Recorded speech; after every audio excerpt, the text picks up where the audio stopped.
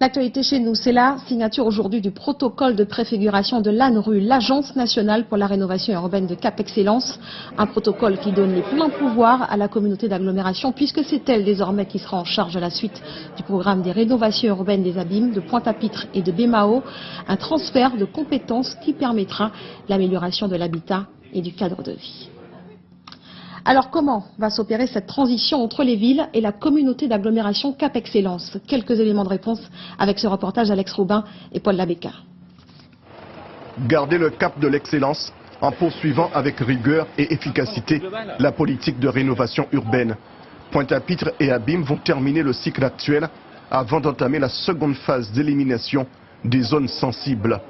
Un vaste chantier à l'épreuve de la politique communautaire désormais. Nous avons décidé de porter ce projet dans l'agglomération ensemble pour satisfaire les impératifs de ce projet, évidemment, la cohésion sociale, l'aspect environnemental et aussi le développement humain et le développement économique, porteur d'emplois, ce qui est éminemment notre obsession ici, évidemment, dans ces quartiers dépourvus d'emplois qui ont besoin d'intégration sociale.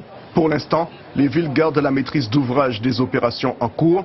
Cap Excellence assurera la cohérence en attendant de prendre toute sa place dans le prochain volet. Ce qui permet à nos trois territoires d'envisager de poursuivre des transformations qui en plus ont du sens en commun. Maintenant, chacune des transformations qui sont portées sur nos territoires n'a pas vocation à servir que le quartier, voire la ville, mais servir l'agglomération, voire la Guadeloupe. Oubliez les tergiversations du début, Bémao est désormais au programme. La commune rejoint Pointe-à-Pitre et Abîmes à travers les quartiers de veille active. Ils sont au nombre de 5 sur le territoire bémaotien. Nous voulons travailler sur tout ce qui concerne l'assainissement, que ce soit la problématique des eaux usées ou la problématique des eaux pluviales. Parce que quand il pleut ici, il y a de l'eau qui monte. Il y a de l'eau qui monte chez les habitants, il y a des inondations.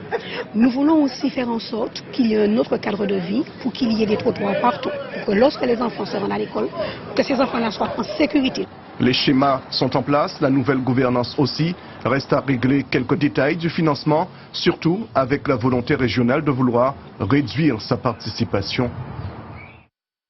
Pour aller plus loin avec nous sur ce plateau, Benoît Zeller, directeur opérationnel de l'Agence nationale pour la rénovation urbaine. Bonsoir. Bonsoir. Merci d'avoir accepté notre invitation. Vous avez effectué plusieurs visites ce matin. D'abord, quel constat faites-vous de l'avancée des travaux? Beaucoup de choses ont changé dans les différents quartiers que nous avons visités ce matin, à Pointe-à-Pitre, aux Abîmes. C'est-à-dire que le premier programme engagé sous l'égide des maires de ces deux communes ont transformé des morceaux de ville. Le risque qu'ont pris ces maires d'engager la transformation du territoire a porté ses fruits et on voit des quartiers, des espaces publics, des équipements refaits à neuf où les gens circulent normalement.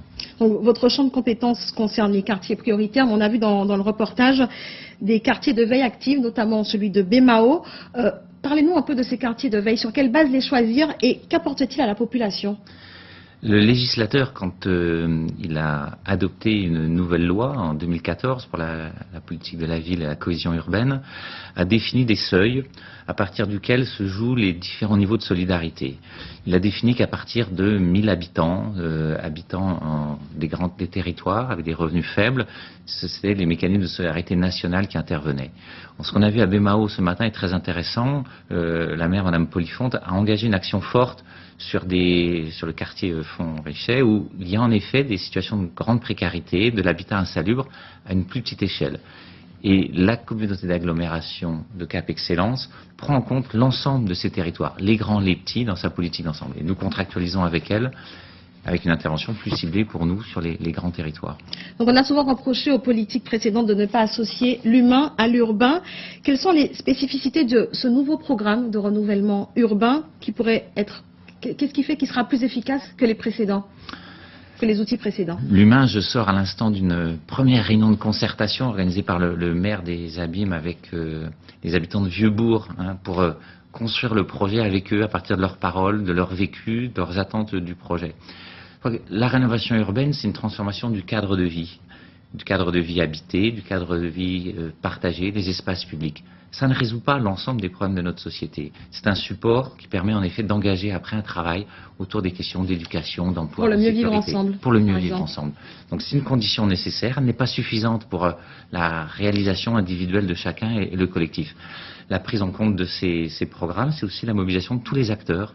Cet après-midi, le département, la région étaient là, chacun dans ses domaines de compétences pour dire on va continuer dans notre domaine des solidarités, de l'accès à l'emploi, se saisir de cette opportunité pour accompagner les habitants de ces quartiers.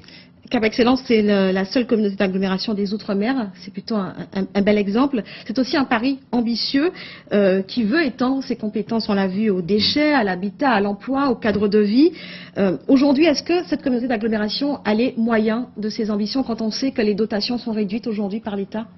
En tout cas, ce qui est très net, c'est que cette communauté d'agglomération veut se donner les moyens d'une ambition forte pour les territoires.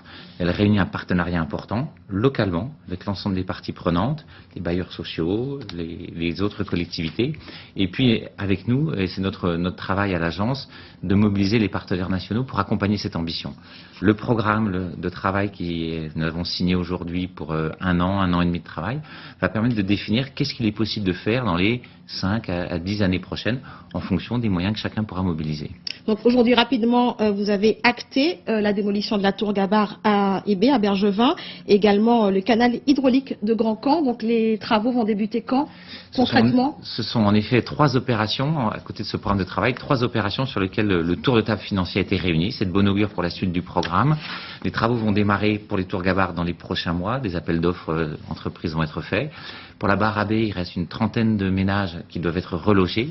Et puis pour le canal hydraulique de Grand Camp, les pelleteuses, je les ai vues sur site en train de préparer les chantiers. Une affaire à suivre alors. Merci beaucoup Benoît Zeller d'avoir répondu